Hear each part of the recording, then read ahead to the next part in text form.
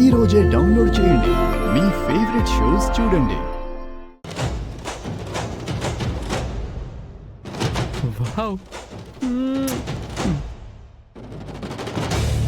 మిమ్మల్ని ఎవరైనా ఇలా చూస్తే బాగుండదు. రండి పైకి వెళ్దాం. 2 minutes ప్లీజ్. అయ్యో నాన్న లేవండి, నాన్న వస్తున్నారు. షూ.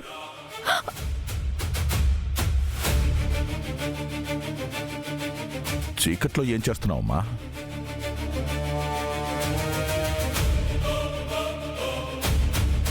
లైట్ వేసుకొని తినొచ్చు కదమ్మా, ఎందుకు చీకట్లో కూర్చొని తింటున్నావు?